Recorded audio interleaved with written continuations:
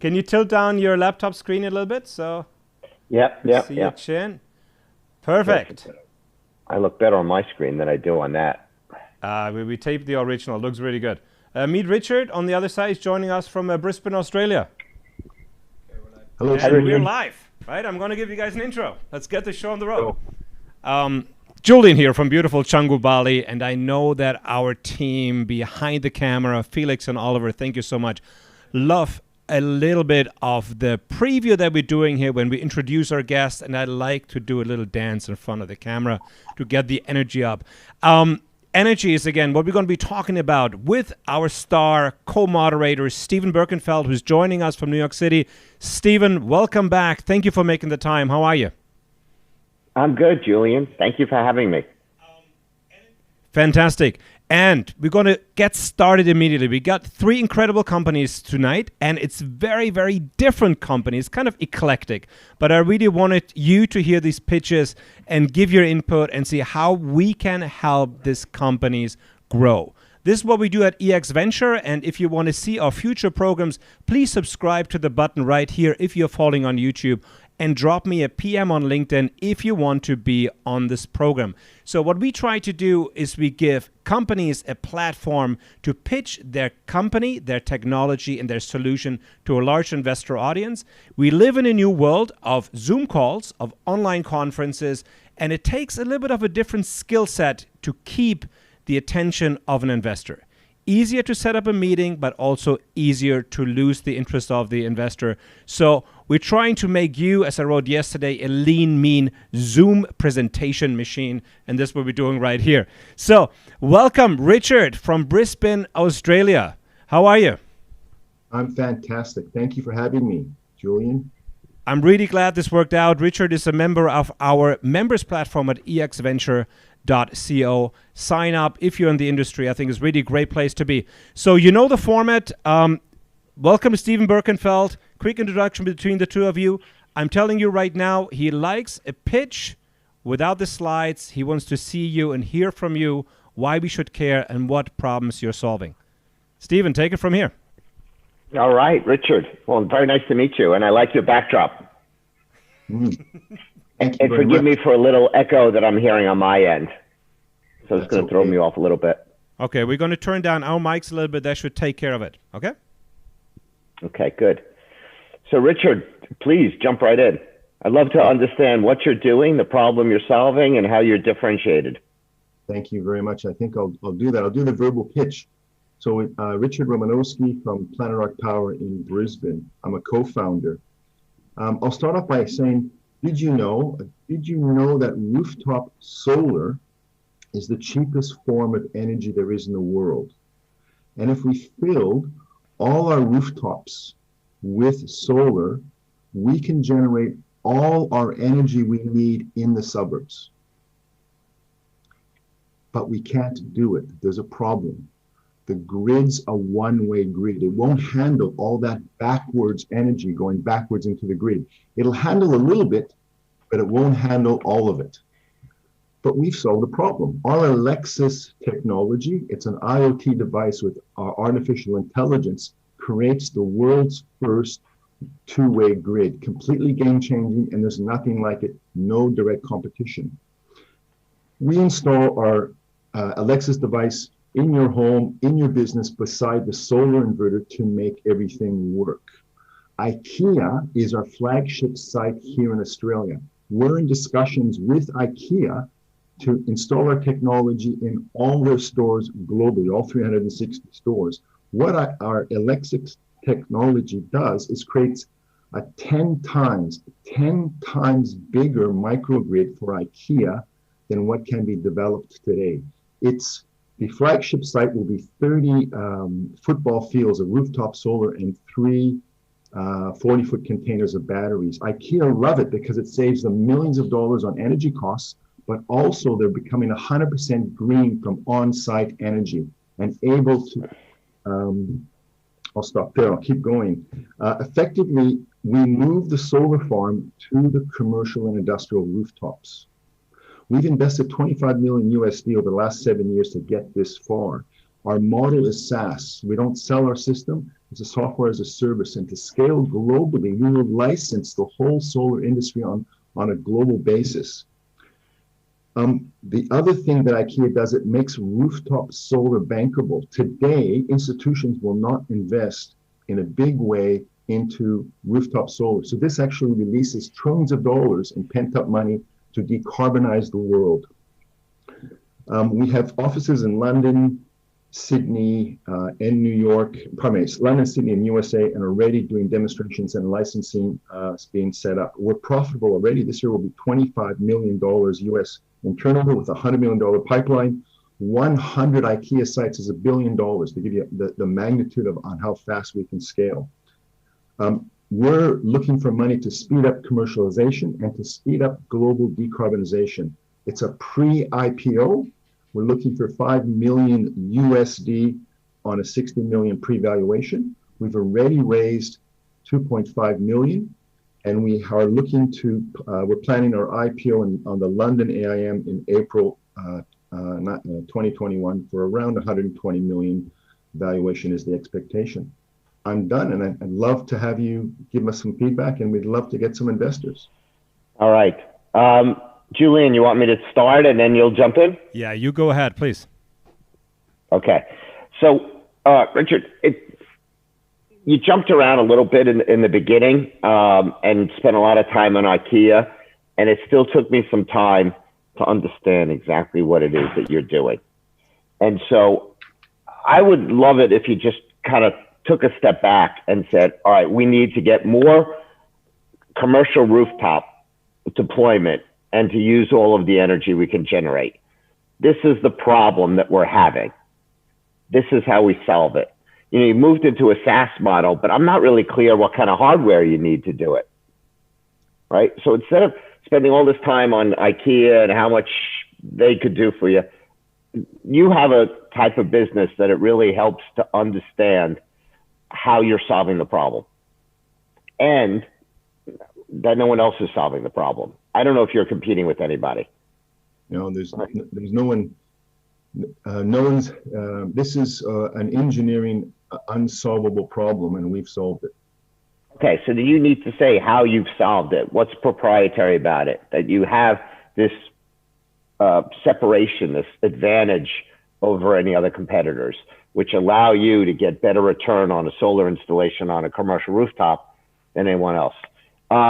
It also was not clear to me, and I spent a little time looking at your website, which many investors will before they hear from you, what the exact role of the utility would be in this.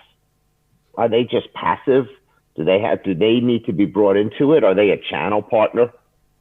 Are you just dealing with the building owner here? The focus to scale globally is to bypass the utility so that they are just a observer. So we're focusing on the commercial industry. They do need to be involved, but through the accreditation and licensing process, it's not one that they can stop us. And when there's a utility that wants to play, we'll play with them. But usually utilities are slow as molasses, so they're still doing things. They're still doing projects 10 years ago that they're doing R&D on, and they're still doing R&D on them 10 years later. We don't have time for that. So Richard, who is your customer? Is it the building owner? Well, let me ask the separation. Is it building owner? Is it the building tenant? Is it the installer, the developer of the project on the commercial rooftop? It's the REITs who own 80% of the buildings, the tenants who are the S&P top 200 that want to decarbonize, and then the global pension funds who will own those systems on the rooftop. So these systems are owned by global pension funds. So there's 3 target markets, and we've proven that already. The IKEA site proves that that's all in place. Australia's and one of the top 10 pension funds in the world owns that IKEA project. So when you go to sell your product, are you selling it to a new development? Are you selling it to a rooftop that has solar that can add more? So most of the commercial rooftop in the world is empty. So that's the primary market. We can go back to rooftops that have solar and retrofit and add more solar and batteries into it. But the main market is When you fly into LA, you look down and all those warehouses are empty, rooftops. Richard, one question from my side. I'm very much aligned with Stephen. You're a hardware developer, right? So your solution is behind the grid. I think that's a terminology that behind the meter. That's a terminology we all understand.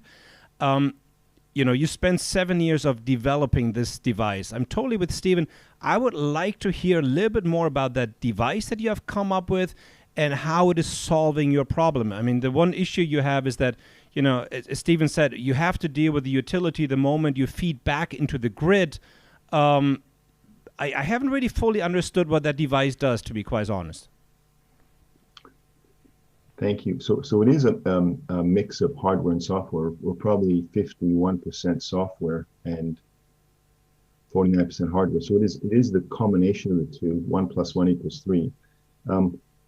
The device keeps electricity within the legal limit going backwards. So when electricity goes backwards, it takes the electricity outside of the legal limits, which means that a microwave blows up or your expensive TV behind you blows up. And that's why they limit how much energy can go backwards in the grid. We solved that problem through a combination of hardware and more software. So you need both to make it work, and they're all patented or patent pending. And that sits beside the solar inverter in an installation. That is what we have. Richard, one more question. So you're reducing the supply, or you are adding demand? I mean, that power needs to go somewhere, right? I mean,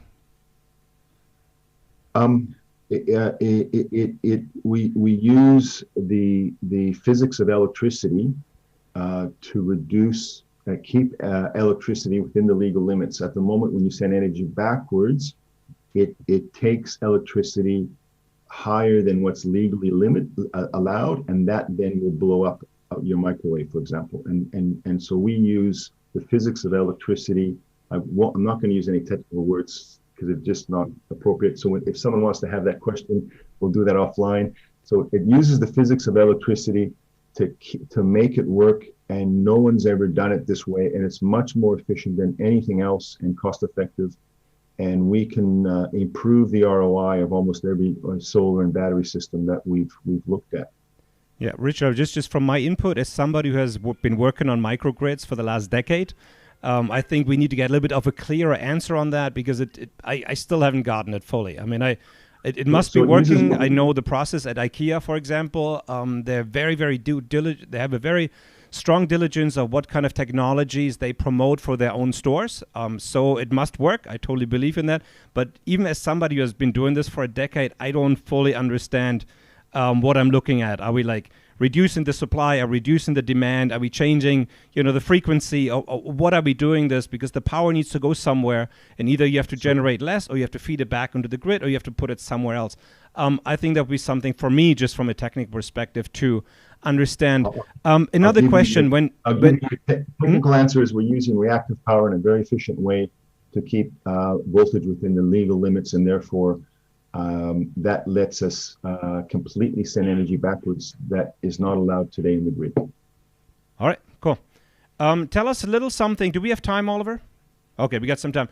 Tell us a little something about your way forward. You said you're planning a listing on AIM at this point. Do you have major partners involved with this at this point? You're doing this by yourself? What is your strategy on this? I hope this is interesting to you as well, Stephen. No, we've actually been approached by a global investment bank, and they've sort of, over the last 6 months, talked us into it almost. We were not really keen on doing it, and they really put a lot of time into educating us, and they've done a huge amount of DD.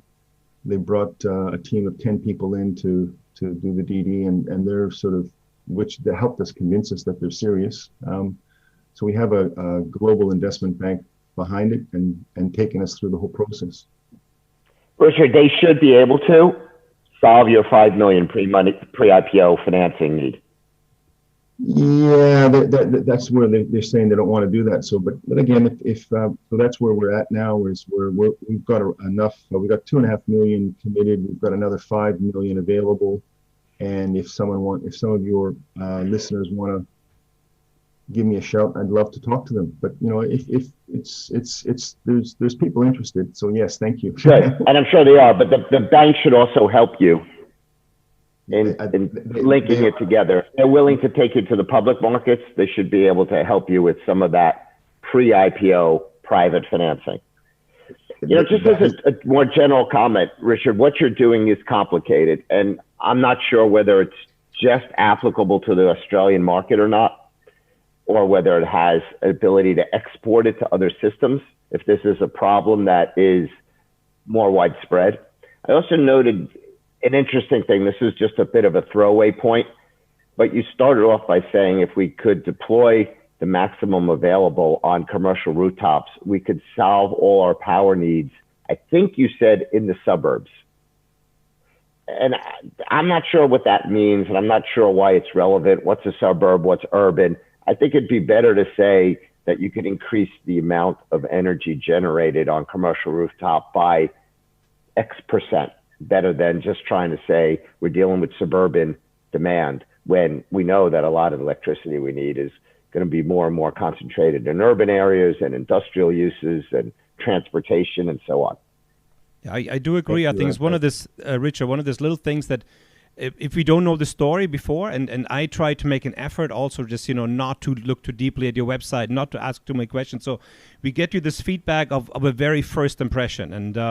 And if you're going for an IPO on AIM, for example, I mean, you're going to have probably a long investor roadshow ahead of us. So I really hope that you take this as motivation, as input of how to just simply clarify your story. But as Stephen said, there's little things like in the suburbs, it's more confusing us, especially when it comes very early on, because we're like, why are we dealing with the suburbs right now? I think just my feedback is stick to the story of the hardware software integration that you have come up with. Stick to the simple stories that obviously, rooftops are underutilized at this point, and there's certain challenges of doing this thing. And everybody who's in energy knows that dealing with the power company, the utility, and local regulation is always a hassle, right? So if you figured out a way how to generate more energy on site and drive great revenue without having those people involved, obviously gives you a much higher chance of growing internationally, because you're not so bound and burdened down by local regulation. But we all know there's a huge opportunity out there. So I think if we understand your solution better and clearer within the first 30 seconds, I think you have a very, very good intro to your pitch. Stephen, how do you feel about this? I agree. That was excellent feedback, Julian.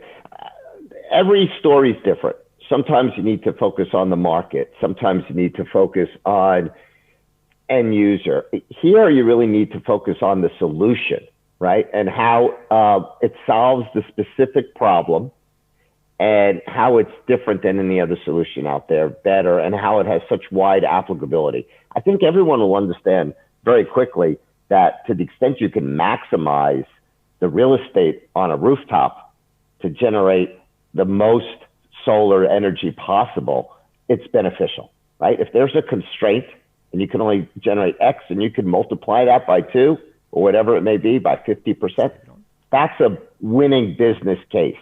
But people are going to quickly get to, well, why hasn't anyone else done this? How are you doing it differently?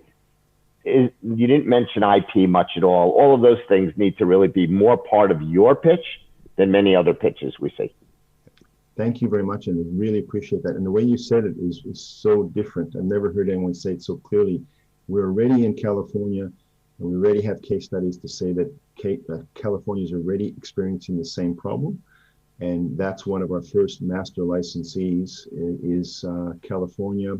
We have a master licensee in APAC and Singapore, and then UAE and Ireland at the moment under negotiation. So there's already problems all over the world. In Ireland, it's micro wind systems that are trying to send energy backwards into the grid, and we still fix those problems. So it doesn't matter whether it's solar or batteries. So it's any energy going backwards.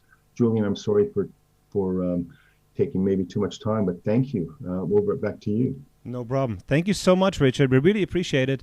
And as I said, in my experience, really grid is a major, major issue because I've spent the last decade building small-scale power systems. And we always thought that, we have a rather stable grid in Germany. There is a lot of money invested, a lot of technology behind it to keep your grid frequency, very, very stable all the time. But even the first time we installed a power system in Scotland, for example, not that far off, we could not figure out why our machines kept switching off. And the reason they were switching off were two things. First of all, the grid frequency goes up and down depending on the wind because there's so much wind energy coming onto the grid. And the second thing was we were out on a farm. And this is a true story. It took us 8 weeks to figure that one out, what actually was happening. Every single time we switched our machine on and we had visitors, our machine would switch off within 15 to 20 minutes. And we could not figure out why until I actually attended one of these meetings. And very typical for Scotland, it's a cold place. They had this big water heater, right? It's a true story. They were making tea.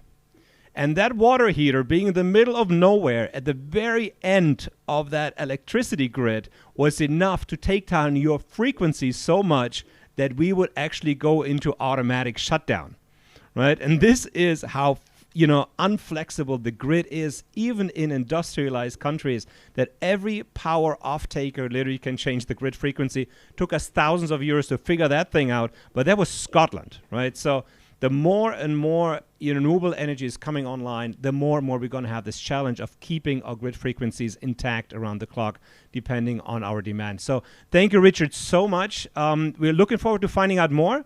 Send us your deck. I think Steve and I are more than happy to look at it and give you some, creative and positive feedback on how to make your story clearer. And thank you so much, Richard, for your time. And we're going to be moving on. Thank you very much. Bye, everybody. Thank you, Richard. Good luck to you. Thank you.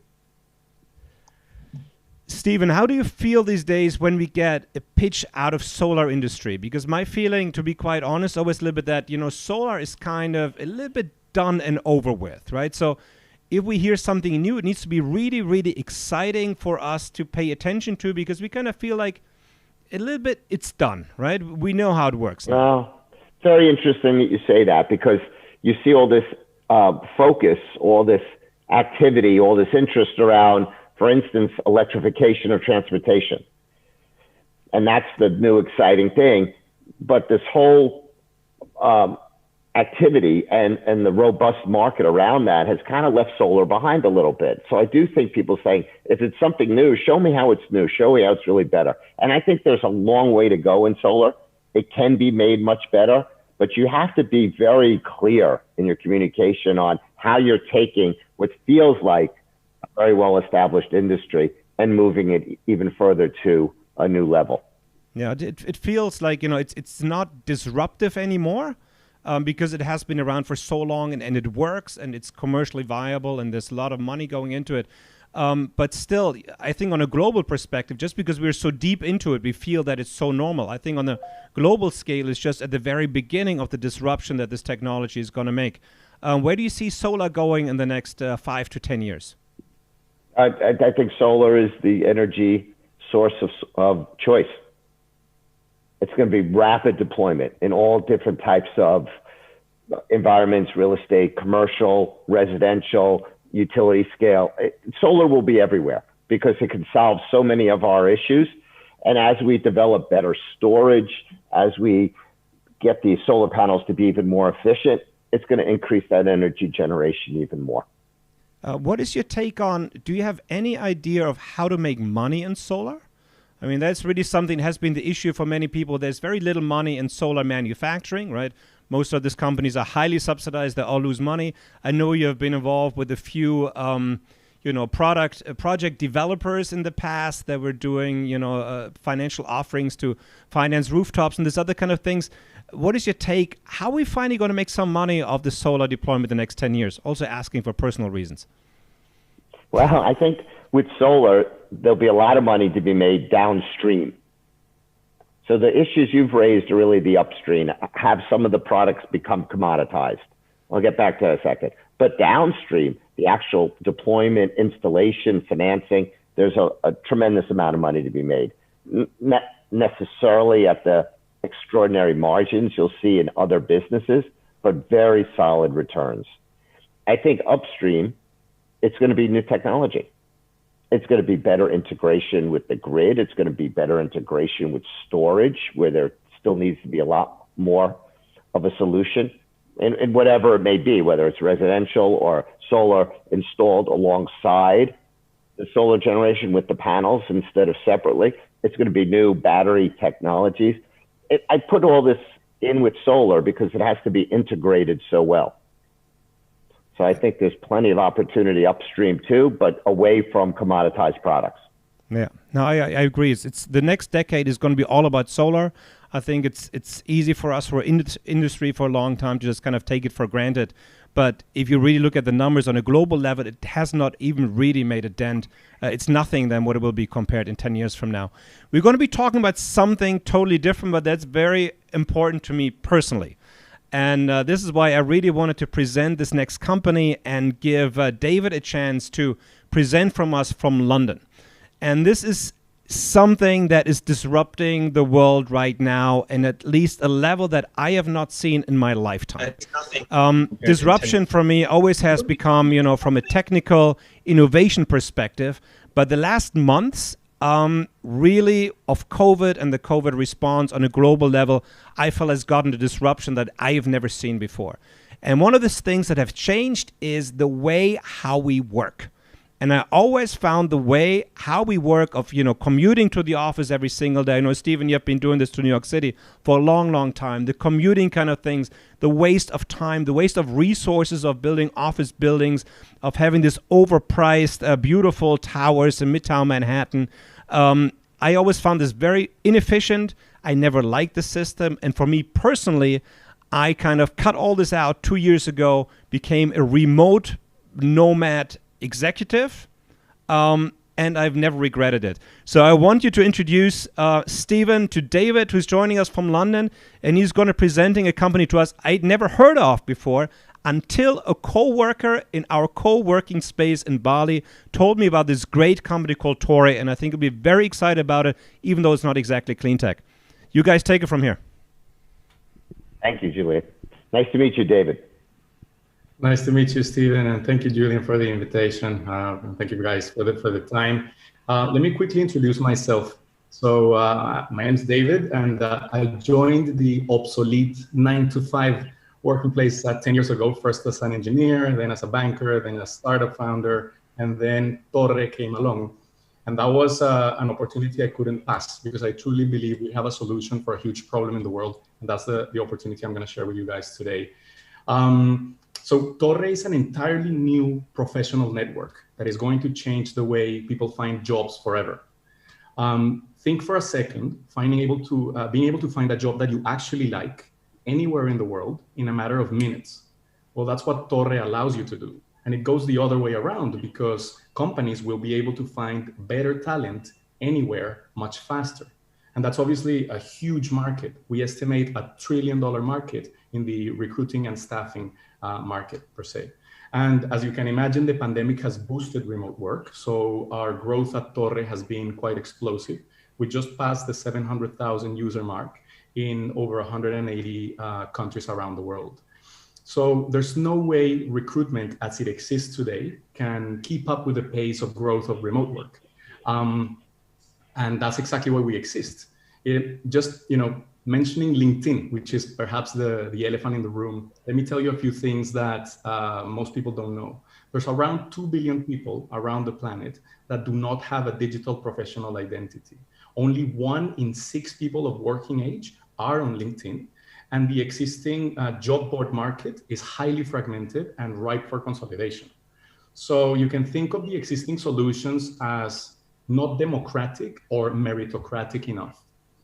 And if you think about, in the near future, as the pandemic fades, we will be able to help millions of people come back to the workplace much faster and to find better jobs. And the way we do that is by not only mapping skills, but also mapping personality traits, aspiration, and thousands of other data points that will match you with the right job at the right time. So the beauty, or one of the beauties of Torre is that it, despite being free for users, we see around a $10 billion per annum revenue model. Think of sponsored listings, background checks, payroll services, and other adjacencies that we have identified. Our team, we have a really strong team led by Alexander Torrenegra, who is the founder. I work as a VP of global development for Torre. He already scaled up a couple of scale-ups, startups with the same underlying principle, which is matching opportunity with talent remotely. He also is a successful angel investor, and that allowed him to host the Latin American version of Shark Tank, if you guys know the show. We are also bringing a strong group of investors and advisors. We have investors joining our round. We have former executives from Apple, Amazon, Uber.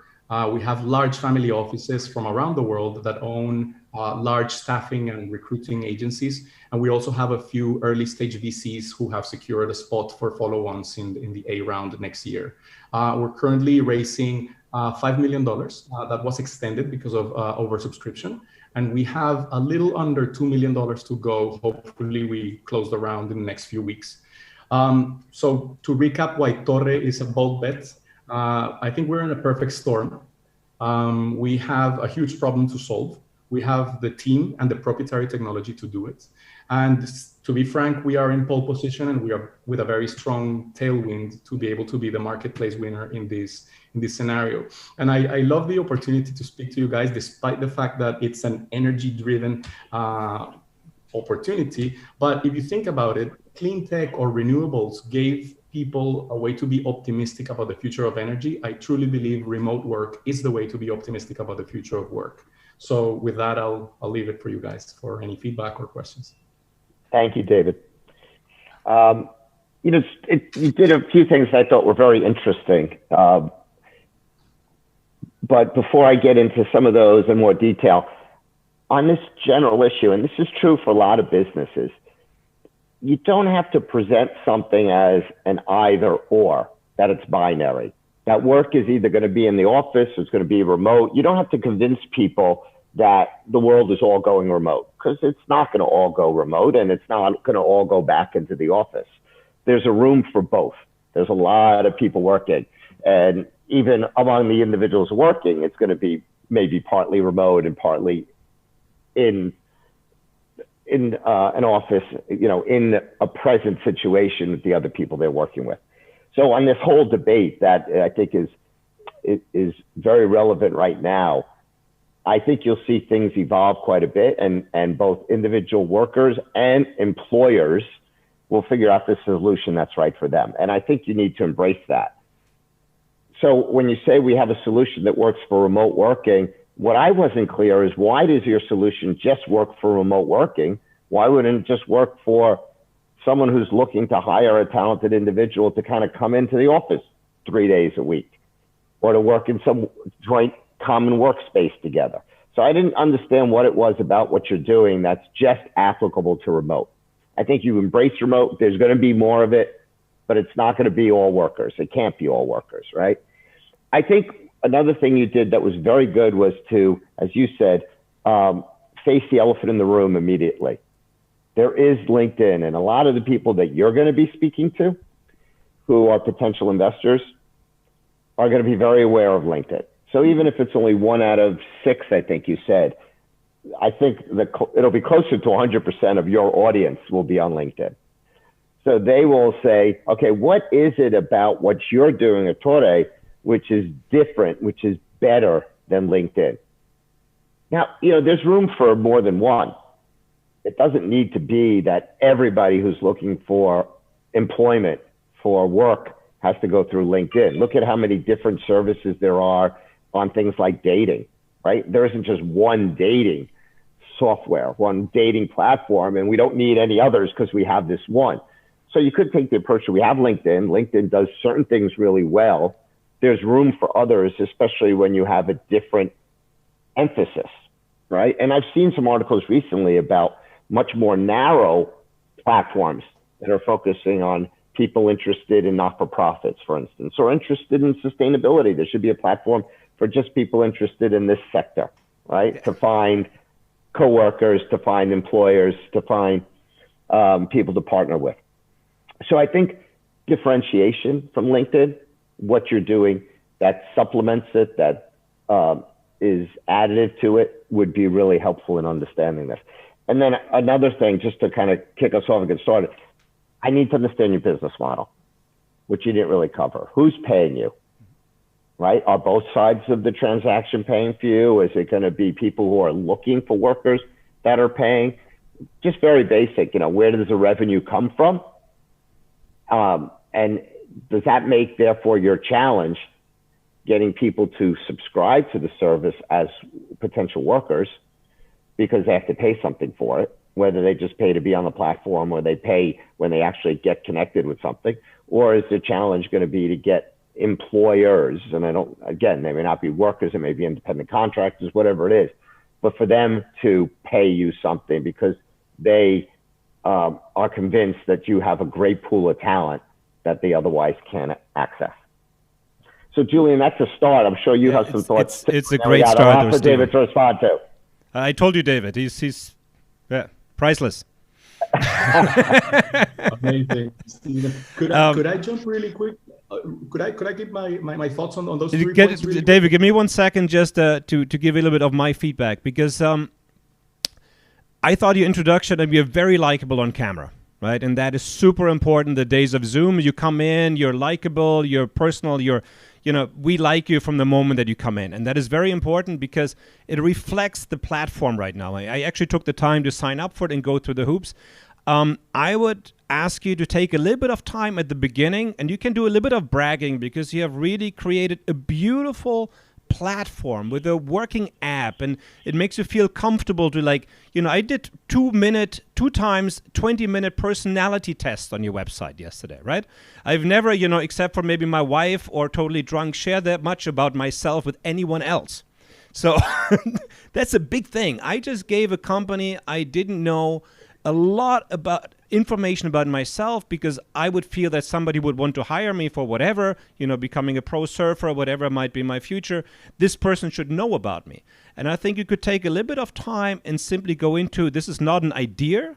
This is a beautiful platform that's already there that people can sign up to, invite people to sign up to it. And so they can really see how deep it goes, because it's not, in competition with LinkedIn. LinkedIn could be a great point to say, listen, this might be an interesting candidate. Invite them over to your platform, and then you get that service that you usually get from a professional HR agency, right, of making a personality profile and seeing what are the weaks and strength of that applicant.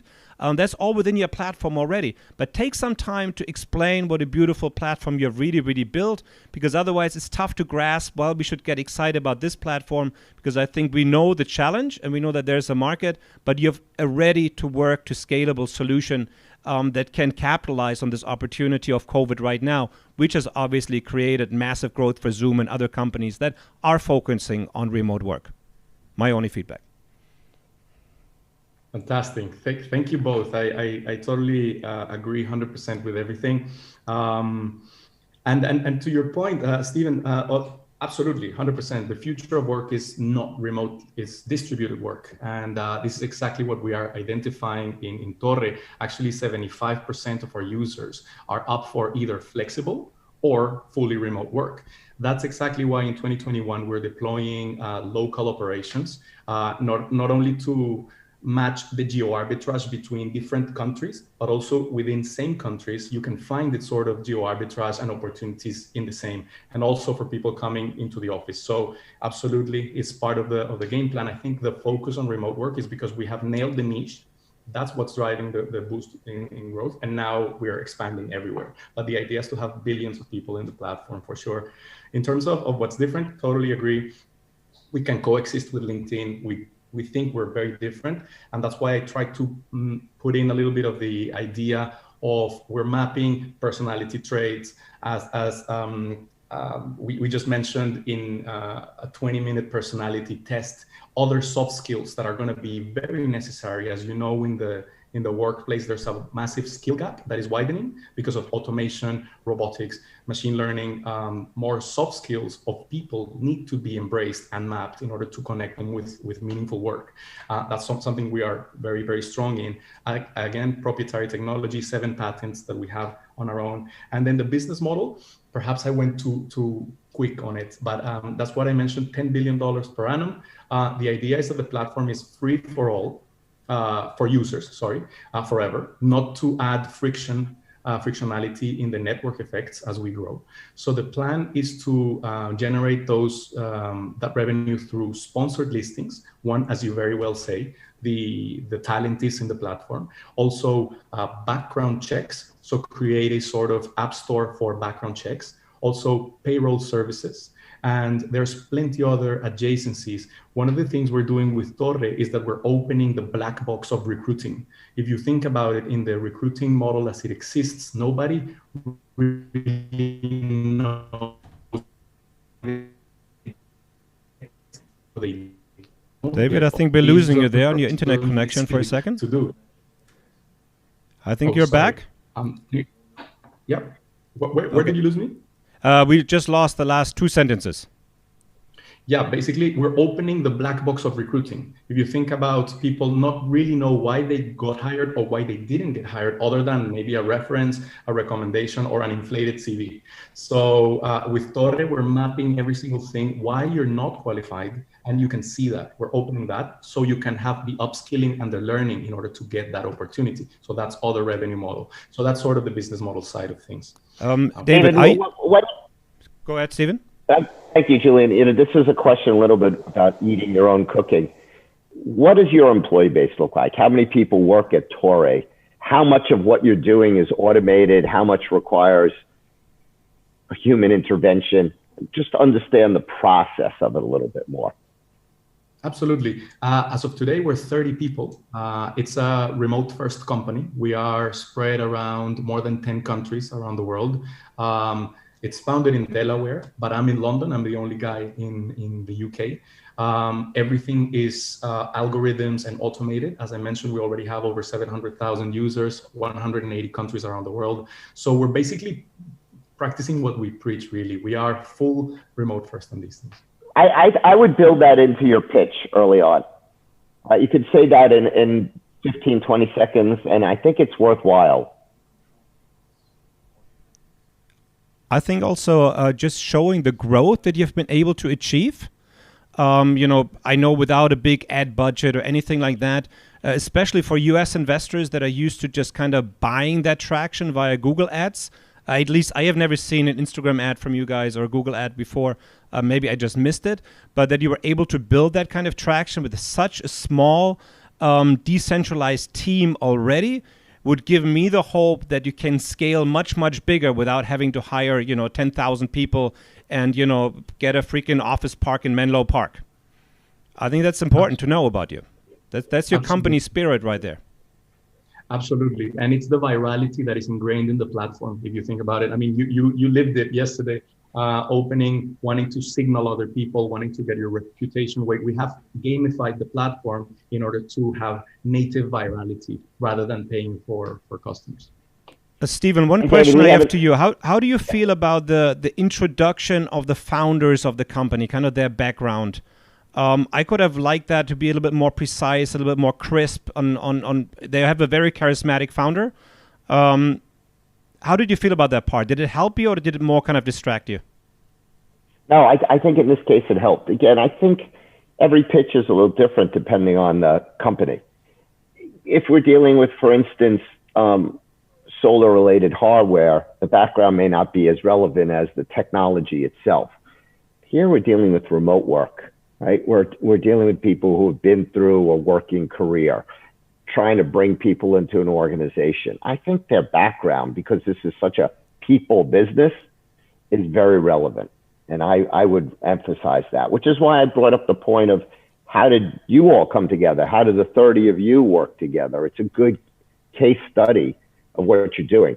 I would say the piece I'm not quite comfortable with, and I would want to spend a lot more time on, is how you convert these 700,000 users and growing, who are on for free to get this network event, how that really translates into revenues in terms of the sponsor listings, background checks. A lot of companies may want to do their own, whatever it may be. I'd really like to understand better how you get this platform to generate revenue for you. And in terms of those ancillary revenues, those add-ons, like payroll processing, there's a lot of other companies that do that. I'm not sure anybody really needs you to do that. I think there needs to be a little bit better explanation of how you're going to convert this network into revenue for your business. Fair enough. And I think one point might be interesting. I said you've raised 5 million, you're looking for another 2. A little bit of an idea of what you're planning on doing with that money. Is it going to be to, improve the platform? Are you going to buy more ads? Are you going to hire more staff for marketing? What are the next steps? Like, why should somebody give you money right now and see the valuation of your company grow in the next 6 to 8 months after this money has been invested? I think that's something I would like to know. Sure. The money is going to be used morely for expanding the team, more engineers. We want to bring psychologists to bring a bit more of the behavioral aspect of on the platform. Actually, it was born because we did a study with Berkeley and Stanford behavioral researchers, and we identified these thousands of data points that allow people to match with more fulfilling work. So it's more for increasing the team and deploying operations in different countries. I think, Stephen, there's always something I would like to know from every startup we talk to is like, what are you planning on doing with this money, right? How is it going to make you a better company, or is it just there to buy a yacht? How do you feel about this?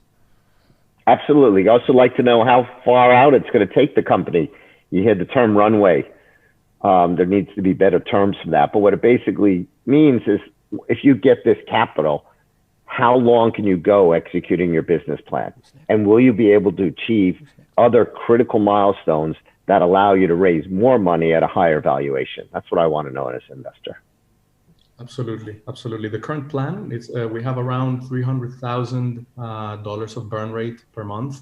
So if we achieve this round, we will have a little over a year of runway, which would help us to hit the milestone of 1 million users and get the 200 companies in the queue to pilot the platform. Because I think that could answer the other way of how we monetize, because users is one side of the chicken and the egg problem, but we have 200 companies already queuing to try it. So, and then that hopefully puts us in a solid position to raise at a comfortable level at a higher valuation next year.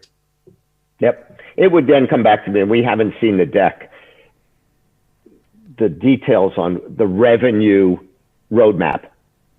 And it may start with certain things, certain services you offer for a fee, and then it'll grow into others. But that would be the most interesting part to me. I agree that a platform like this is interesting, that a lot of workers and employers want to have channels other than the big one out there to explore and see where they have success in hiring quality people. But I think there still needs to be that connectivity for making you a very effective platform and a great service into an excellent business generating a lot of revenue. Absolutely, and super happy to share more of that. As it is a public event, I had to sort of cut down on some of the details in revenues, but I'm very happy to follow up after if you're interested. Excellent. I mean, I think this is was a very, very interesting presentation, and we would love to bring you back, David, on the program. We do this, and just kind of see how you can take this information to make your pitch stronger. I think there's an opportunity there, to be quite honest. Stephen, one other question that I have: if somebody has a software platform like you, do you like to see it during a presentation like this, at least the front page, or like give it a little bit more visual of maybe how like your own profile would look on a page like this? Do you find this helpful? That would be, if you had more time to do some shared screens and take you through what it would look like from somebody who was coming onto the platform. I think that would be very valuable. I think what will happen is once you have this, people will go away and get on the platform themselves, just like you did, Julian. And who doesn't want to know more about their personality, right? Yes, I think people jump in and learn more about it. I think they'll say, this is cool, this is great, this benefits me. I still want to understand how it benefits the investors. But I think it's the type of thing that has a real individual connectivity to it, which will help you in terms of raising capital. But all the things we've mentioned about your background, your likability, all of those pieces of it, how you pulled this business together will matter more for your story than it will for most of the ones that we see. One point I forgot early on, if you want to kind of distinguish yourself as an opportunity, I'm totally with Stephen. Don't try to bash LinkedIn. We're all on LinkedIn. That's where we do our business. Don't bash office places. Stephen has been sitting in the same office for the last 40 years. Right, so he's actually the person I know that's most attached to the same office building. Decades. He has been in the same building for decades, since I was a young man. It kind of scares me sometimes a little bit when I came back. That is something else. But I would differentiate yourself a little bit from the other remote working platforms that at least I'm using. I use a lot Fiverr, for example. You use Upwork, all this kind of things. But with you going not for like the $5 an hour Bangalore virtual assistant job, but going more for like people that are going to be sitting on the other side of the table, right? There might be investors on the other side that within their network, they're like, I would love to be a CFO and be paid $300,000 a year and do it remotely from my beach house in Malibu instead of going to the office. If you can make that clear, you're not going for like the $5 an hour Bangalore outsource low-level task, but you're going for an executive, sustainable, high-paying job for very, very qualified applicants. That's something I forgot in the first round. That's very, very different from a service like Fiverr or something like that, and there doesn't seem to be that much out there right now. Julian, what I will say is that if you want to work from your beach house in Malibu, you're going to need a lot more than $300,000 a year. So putting that maybe aside, you made a few millions before, this is just yes. paying your property tax. Even though for that is not going to be enough. I'm totally with you, Steve. I live in Bali. Different world. Right. A more serious comment, David, is, most of what we're doing is around sustainability. And people are speaking the language of the climate crisis, decarbonization, transition, all of these greenhouse gas emissions. They build that into it. And even though we always say, don't tell us all about the climate crisis, we know about that, so don't waste your time explaining it. It comes embedded into the discussion. You have this opportunity too. It's another very, very significant issue out there of the future of work. What is work going to look like in the future? And when you use the term, in answer to one of my questions, of distributed work instead of remote work, I think that's a more powerful term. So you don't have to get even into the debate if someone's going to stay in their kitchen or go to some sort of workspace outside of their house, right? That's remote, office. It's that work is going to be distributed, that the best talent that you're looking for may not be where you are geographically located. And it allows you to run a business from Cleveland as opposed to from San Francisco, New York, or Boston, right? Because you can access all this talent, especially on a global basis. So I would really kind of think about all the literature, all the research, all the prognostics about what's going to happen around the future work. And I would embed that. I would weave that into your presentation, because I think the one thing we all agree on is that the future of what work is going to be is different than what it's been in the past. It's different even than what it is today in the middle of this pandemic. And so this gives everyone, the workers and the employers, much more flexibility. Excellent. 100%, Great closing words, Stephen. Fantastic. David? Yeah, just to on that, if I had more time, I would share all of this. I live and breathe this thing. I've been doing it for a couple of years now. And just to the point on sustainability, I have a personal view, which is climate change is a product of human behavior. And I think human behavior has been maybe this way because we have been frustrated living lives that we don't want. And I believe that there's a huge reason for that is the disconnection with meaningful work. People just living in autopilot their lives, and just, that's a different story. But I believe if we bring in the future of work more meaning and fulfillment into work, the thing is going to change as well, for the better of the world. that's my. I agree. I'm totally with you, David. I think actually that commuting to work is unnatural and is super, super inefficient. And if you live in California, if you have ever lived in Silicon Valley and you happen to have a meeting at 9 a.m. in San Francisco, you don't need to explain to anybody how excruciating and inefficient commute can be. The same if you live in New York City. I lived on the Upper West Side, never had to go far, but for most people, they're spending hours of their lifetime doing this thing, right? So you have the sustainability issue with that. You also have the separation of work life and private life. I think a lot of these things will change over the next few years. It makes it possible already. For people like me, I don't have to be in Singapore anymore, spending 10 times more money. I have an amazing lifestyle here, so that's why we resonate. But I think this is why you have a great story. Make that part of your pitch. The next time, David, we're going to see you again. I hope so. And we hope to work with you in the future. Stephen is always great if you need some advice outside of this calls. He's super responsive and helpful with young startups. I think I can say that, Stephen, you'd be happy to hear from David on some suggestions. Absolutely. Right. And we're more than happy to help you. Speaking to you again, David. In raising the funds. And we're going to move on. Thank you so much, David. We're going to move on to Boston, Massachusetts. Stephen, in your neighborhood. And we have with us the first company out of a new small collaboration we're doing with Greentown Labs. And Greentown Labs, if you have not heard about it, is the largest accelerator for sustainability companies in the United States.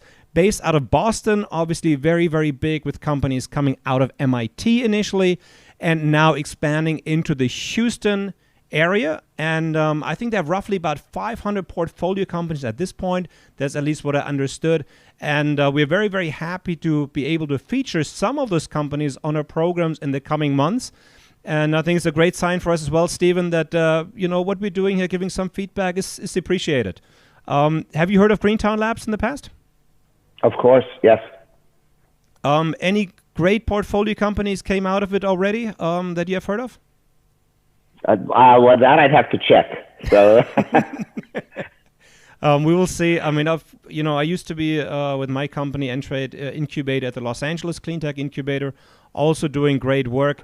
And we had one company on last week called Ampere Aviation. I don't know, Stephen, you got to see it. Remini Tonak was given feedback last week of ETF partners. And not only have they come with the 3 years of being, accelerated and incubated with a great product, but they've also become so good and so seasoned at pitching and communicating their vision. And I know them from the moment they came out of the garage, right? It makes such a difference if you really spend time at it and you practice.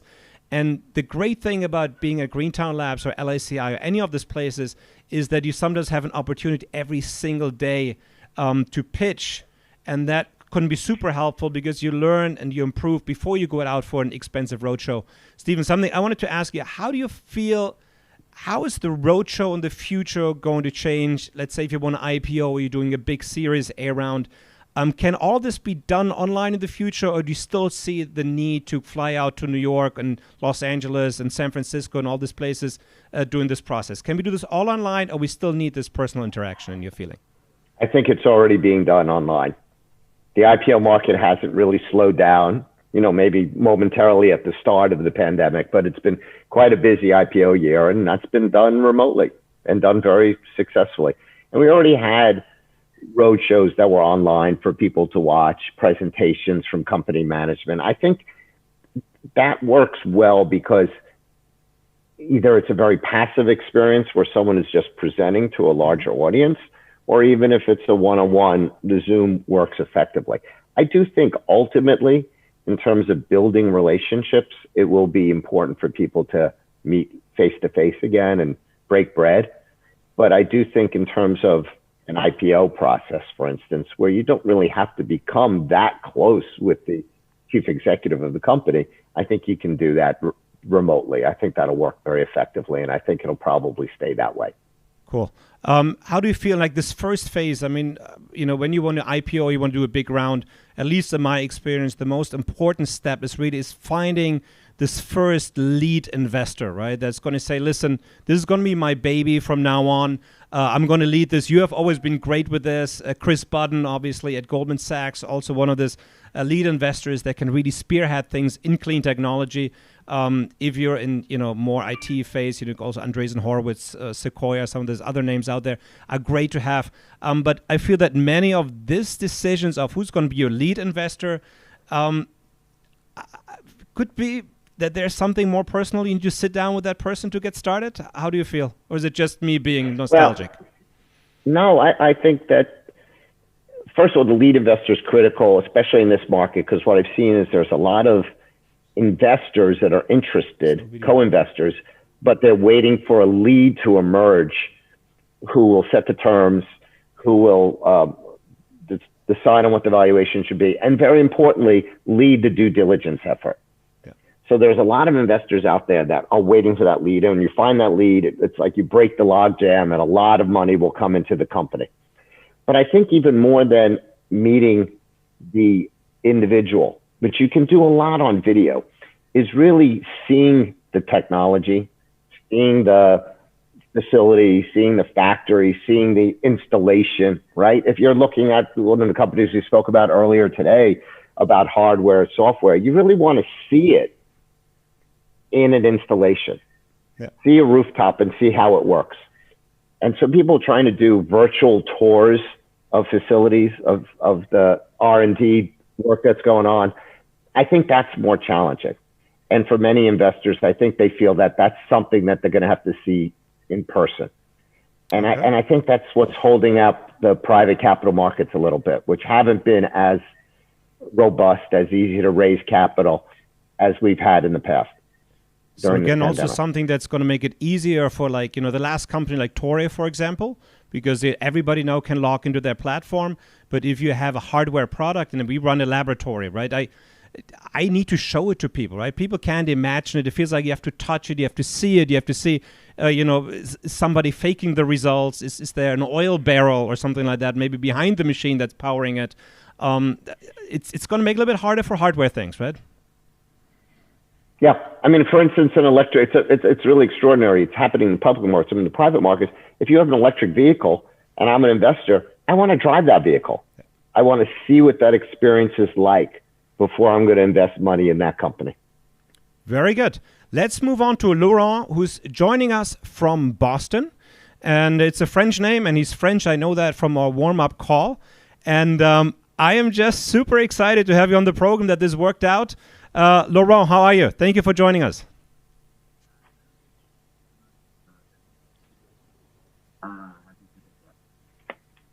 Laurent, we can't hear you yet. You cannot hear me? Now we can hear you. Perfect. Okay, good. I was just saying thank you for having me. Thanks, Julian. Thanks, Stephen, for taking the time. Very happy to be here. Fantastic. You guys take it from here. Yeah. So good morning or good evening for most of you.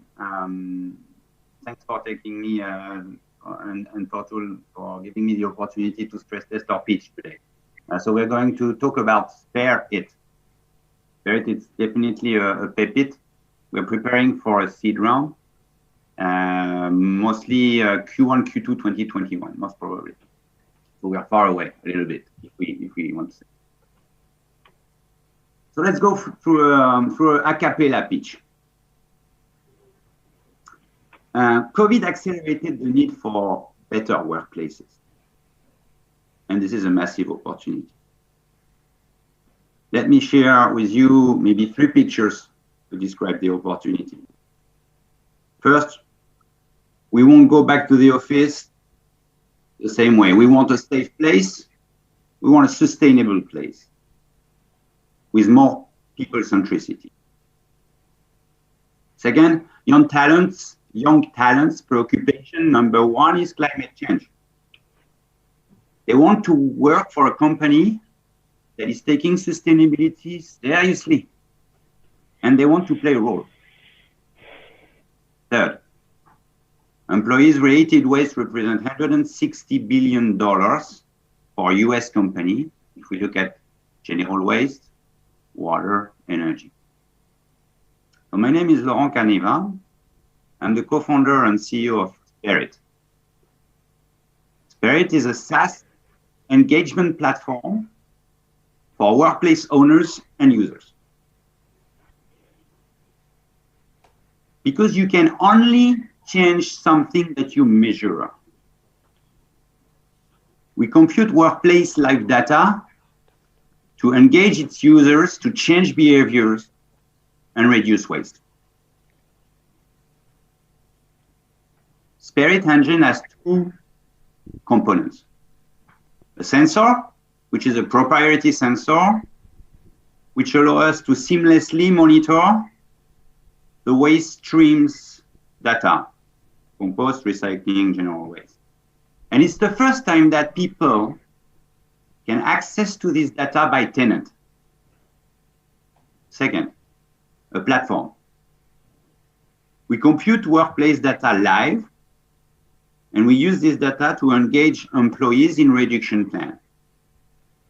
In fact, it's the first time that employees have a workplace sustainability plan with clear KPIs. At the end of the day, we're offering a triple positive impact to our clients. Environmental, waste reduction by 50%. Social, engagement, 80% of the employees or students. And economic, because we are we are looking very much at our ROI, and we can reduce 15% of cost. We have a setup cost, and beyond that point, we charge a monthly subscription per employee for the platform access. And what is that about, that monthly subscription? How much? $9 per employee and per month.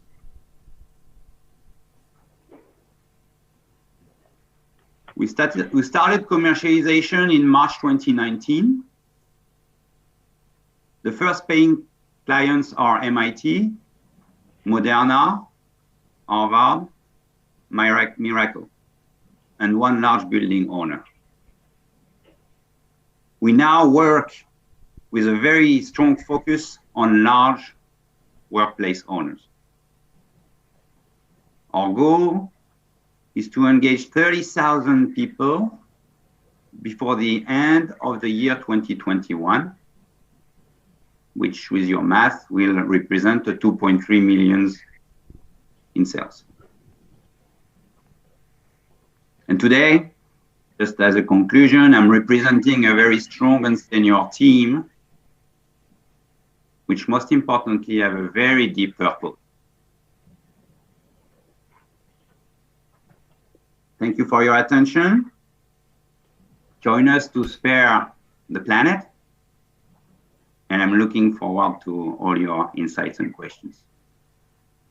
Thanks, Laurent. Thank you, Laurent. One thing before, Stephen, before you start.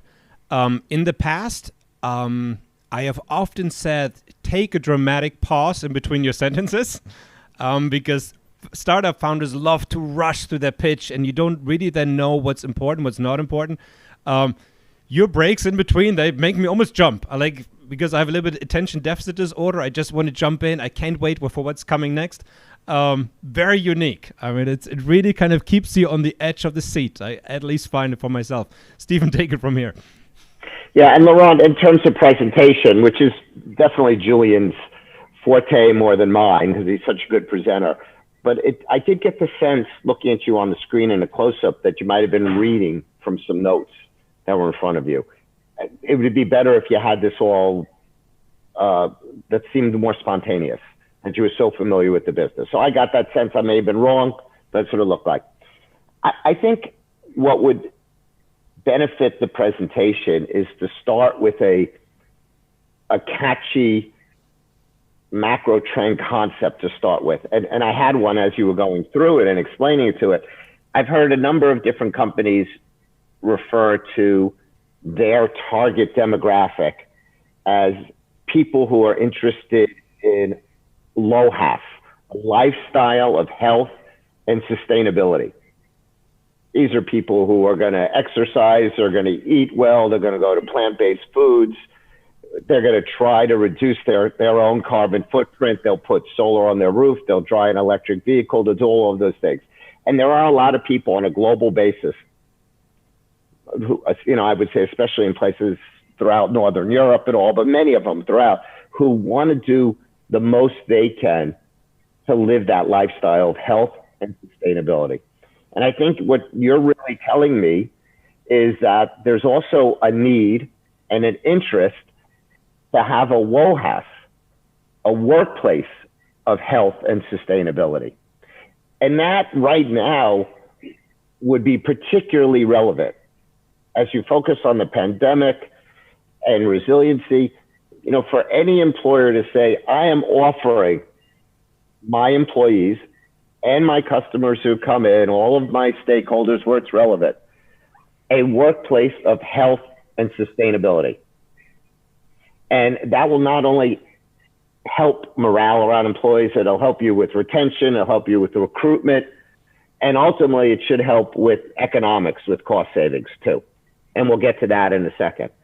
So if you were to present that now's the time, coming out of this whole COVID-19 period, where employers need to offer a workplace of health and sustainability, right? I think you'll get a lot of people say, yes, I agree, right? If I wanted to work someplace at a bank and an investment fund, right, or any kind of operating company, I want that workplace to be healthy and sustainable.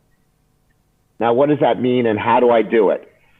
And that's where Spirit comes in, right? And your part of it is the sustainability part. How do I reduce waste?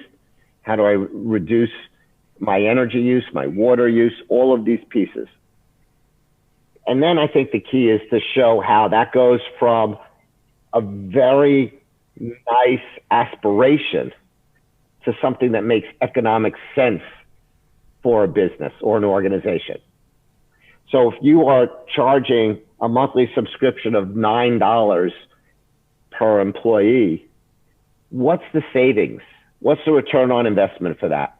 If it's going to cost me $108 a year for an individual, will I get them to use less energy, use less water, use less hard products, paper and ink and everything else, that I can recoup that or maybe get a multiple on that, right? That would be helpful. And then I think the third piece is to explain more on how you do it. Now, there have been very successful companies like O-Power that relied primarily on behavioral modification. But to the extent that you can incorporate technology and make things automated and not rely, for instance, on an employee shutting off the lights when they leave the office, but there's a sensor that does that automatically, you have a better business model.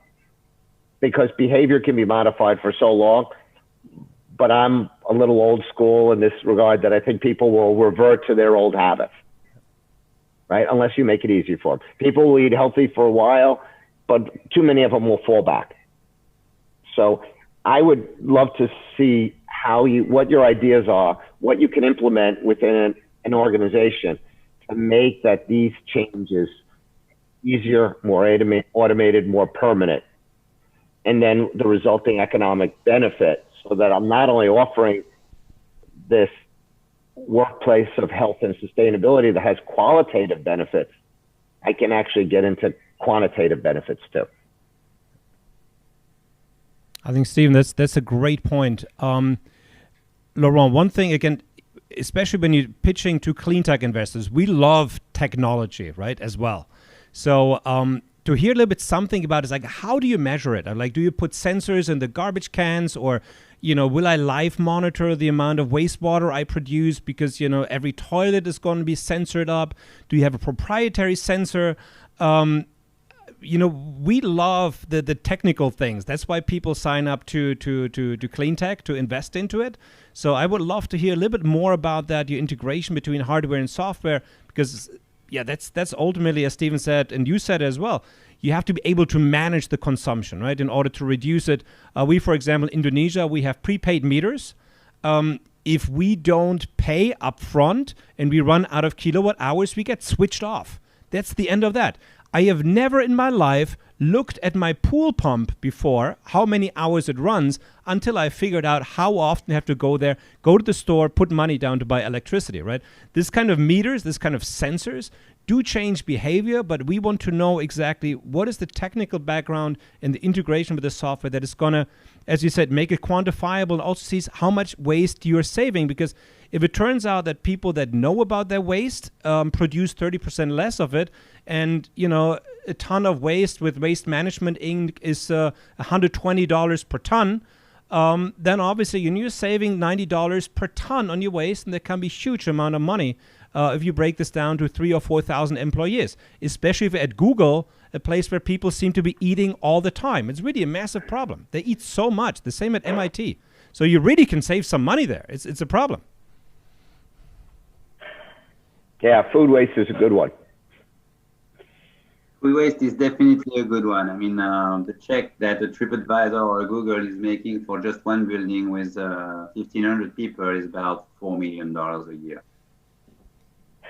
Just as reference, 1 ton of food waste at Heathrow Airport, right? This just happens to be like my home business, so that's why I live and know about it. But if you go to Heathrow Airport, and 1 ton of dry matter taken out of the airport is about $1,200 in disposal cost to have that landfilled, right? So there is real money there. If you can save 30% of that, you're driving incredible return on invest for your customers. And I think we would like that quantified. It's pretty easy in waste. Yeah. So, Laurent, what is the technical solution? What do you do? Install the sensors, build special trash cans, make it disappear? That part I didn't fully get yet. Very good approach. So the approach is we developed a connected weight scale that is universal. The approach was to be universal, so that the building owners will not have to change everything. So we just deploy it beneath the different waste streams. So you imagine a sorting stations, and you have the three sensors below this. And from day one, it sends data. It allows you to track even the change in behaviors towards more recycling, towards more compost. In fact, there is one thing that it allows you to do, because you pointed it rightly, Stephen. A lot of things are automated, especially on the energy and water side. But there is one thing that is not automated. It's waste. And one of the reasons why we become a catalyst for sustainability in the workplace is because everybody has to do something every day. And they come to this trash can and they say, wow, where it's monitored, where should I put it? It's a collective effort.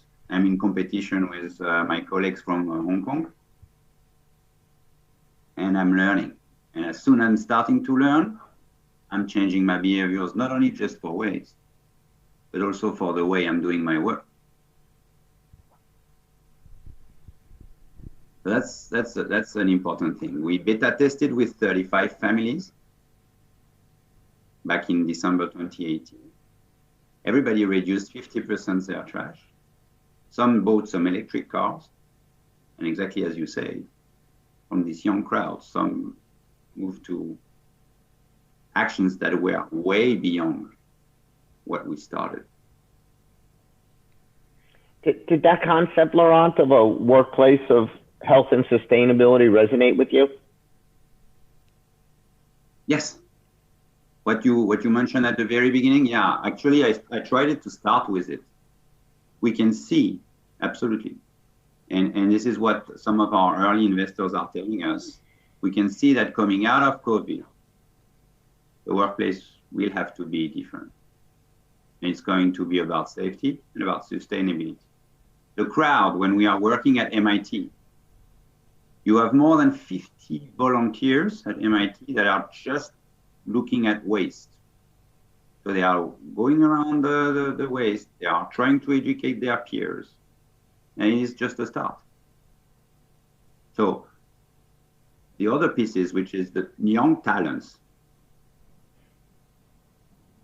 they definitely care for it. And if you want the young talents to join your company, you'd better change the way you're thinking about your workplace and involve them. They want to play a role. Yep. One question, Laurent. Is there a reason you're just doing this in office buildings, or would that be something also like on a consumer-facing side? I mean, wouldn't it be kind of cool if your trash cans kind of sent back the measurement on my personal waste as well? Or is there a limitation that you just want to have big customers to begin with? Because, I think people should know how much waste they produce on a daily basis. Because right now it's just shipped away. You just never notice. The whole system is made for you to forget about it. That's great, and and that's one of the reasons why there is not enough value. We don't pay enough to get rid of all this mess. So as far as yes, there would be, but not now for us because it's not mature enough.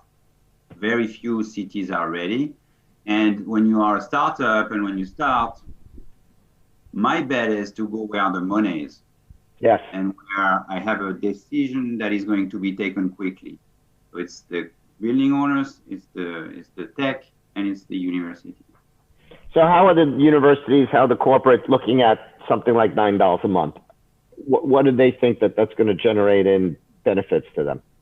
So that's a very good question. Some are not even waiting and to calculating for the return on investment because at the end of the day, $108,000 check for a year program. They are doing a much bigger check for yoga, the baby foot in the cafeteria, or whatever. So some of them are not even asking the questions. The one who do are and we are willing to work on that. Absolutely, we want hard data on that, and I think time will give us hard data. Definitely, you pointed out food waste. Some of our clients are paying $8 per employee and per day for food, and they realize that potentially 30% of this is finishing in the trash can. Yes, yes. So they all immediately see the impact. In fact, some of them told us, we don't know how to do. We have free food. People are piling up. We reduce the plates. Not enough. They know that they can come back. So if you were able to enter the workplace and educate them a little, just that, they could stop that. I would save a lot of money. Yeah. So then the question gets to how do you automate those solutions? How do you reduce the food waste? So I can understand the measurement and understanding the problem, but the solutions may be harder to achieve consistently, especially. It's the other technical part. What the sensor itself is just maybe 15% of our focus. It's a trigger, it's a spark because it doesn't exist. But we're spending 90% of our energy on the platform. The platform is computing not only the data coming from the sensors, but is able to plug on the building and aspire other types of data, badges, cafeteria badges. And then the other part of the platform is to use this data to engage the users. So this is where we're spending a lot of energy right now. What are the best way to engage them without being too much intrusive, with being fully digital? And so we deploy educational program every 2 months, a different focus to help them learn faster. Learn about the big problem, the big picture problem, the country problem, and what they can do in their day-to-day. And in fact, it's something that you can replicate from one building to another, from one customer to another. The material is the same. Well, that's one of the advantages of your business. Your solutions are consistent. And so once you develop a good solution, a good behavior modification, a good technology, you can deploy that over and over again. I think there's, David, I think there's, Laurent, I think there really definitely is something there. I think you can also be a little bit more aggressive when you start this thing. I mean, when I talk about waste, and I said we're in Indonesia right now, we have a lot of rainfall. So the beaches are covered in plastic waste right now, which is dumped somewhere on a landfill, then washed into the ocean. So waste, I believe, still truly, and that's why I spent my last decade on it, is one of the major challenges of the 21st century. So I think you can people will resonate with the severity of that issue that we have, that we simply live in a very inefficient world. We throw too much stuff away. Focus on the cost that this waste is producing, because most people, in my experience, I've been doing this for a decade, they never think about their disposal cost, because at home it might be like the small bill, there's nothing you can do about it. But on a restaurant scale already, you're talking about big money. At an airport scale, you're talking about really, really big money. And if you're running a university campus, you're talking about millions of dollars a year of disposal costs for your different waste streams. And also, most of it will never be recycled. Be quite clear about that. So a little bit more time about why waste is important, why it's a big issue, why it costs people a lot of money. And I think then a little bit more clarity on your solution, how you handle it, and Stephen's great introduction of creating, this healthy, environment for your employees. And I think it's going to turn into a very solid pitch very quickly. I know you have a few months to go before you actually go out and raise the money. So I think we're very happy to help you in the process to get there. So when you go out for the big money, you have a very, very clear pitch that people understand, resonate with, and get excited about, because these investors also might be your best customers. I said investment funds, big banks, everything else. They have a lot of employees, and they might be a great customer for you as well. Yep. They also have investment arms, some of them, like MIT. I think that when you present, your case studies are going to be very important to show how some of these organizations are using your technology, the benefits they've seen. Because once you've cracked the code here, this is replicable in many other organizations, and you can continuously improve it, and then take those improvements and again apply them to all of your clients. So it's powerful in that way, that you have this ability to scale it up without each one being an ad hoc solution. Start from scratch. They all might have to be modified depending on the nature of the building, the nature of the work, whatever it may be. But you have a core solution that you can utilize over and over again, and then scale up with just the number of employees on the platform. Laurent, I hope this was helpful. Does this resonate with you, I hope? Yes, thank you very much, Julian and Stephen, for your insights. I think it's impressive to see how fast you captured it, and it's very encouraging also to listen to overall positive feedback. I would say, obviously, I'm always very keen to listen to the comments and suggestions, especially when they have so many experiences. We will also send you a recording of the stream today. I'm still saying what Stephen said at the beginning. You should just write that down and make that the first 3 lines of your pitch. Laurent, thank you so much for taking the time. Have a great day in Boston, and I hope we're going to stay in contact and turn this into a great investor story that's making an impact all over the world. As Stephen said, this can be scaled anywhere in the world. Laurent, thank you so much from Bali here. Yeah, you're welcome. Follow us on LinkedIn and keep track on us. Thank you. Fantastic. Stephen, how do you see the waste market overall? I mean, I know that's something I've always feel very, very strongly about, but it has been kind of lacking innovation for a long period of time. It's my feeling, and it's a little bit unsexy, but the returns are so good. Why are not more investors jumping on that?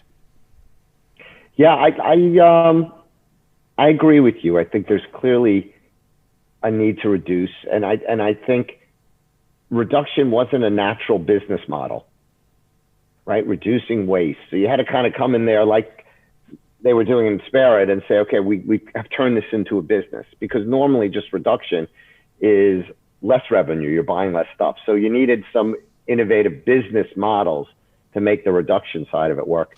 And then finding value in the waste, better, Julian. There's a lot of value in this. And I think that as technologies improve, as the economics get better, we're going to take as much waste as possible and turn it into some sort of valuable asset, whether that is going to be plastic we can use over again, whether that's going to be energy that we develop. I think that there's a lot more to do. And this is one of the disadvantages of working from home. A dog and a serviceman coming. So probably the dog is going to be naked. Take care of that. I also, Stephen, I know you need to jump on a board call. Good luck Yep. with that. I know you're doing incredibly well with the companies that you're consulting in the US. To anybody out there watching it, or the rework of it, log into your platform, our platform at members.exventure.co. Feel free to reach out to Stephen directly. He's always there to give you great advice. And we are going to be back next week. Not 100% sure yet, probably with Shell Ventures to give some feedback on some companies in the electric mobility sector. We're going to keep you posted on that. And from us, Stephen, thank you so much for your time, for your input, incredibly valuable. And I hope you had good time with these companies as well. Maybe one final word from you. Well, Julian, I just want to thank you. I find this so interesting. I love to hear the first pitch. I love to see how it gets better, but it's always encouraging to see so many early stage companies solving some of our biggest problems with innovative solutions. This is what I want to do. And also thanks to you. I mean, we get about 20 to 25 pitches per week right now. So we kind of flooded. And as you say, there's so much innovation and passion and even capital out there that the longer we do this, I don't have a doubt in my mind that all the major challenges that humanity is facing with so much entrepreneurial spirit, technology, and capital, we will be able to solve it. The more and more we get deeper into this, the more and more positive I get. Thank you, Stephen, so much for your help, and have good luck with your next board call, right? Thank you, See you Julian. in 2 weeks. Thank you very much. Thank you, my friend. Take care. Bye-bye.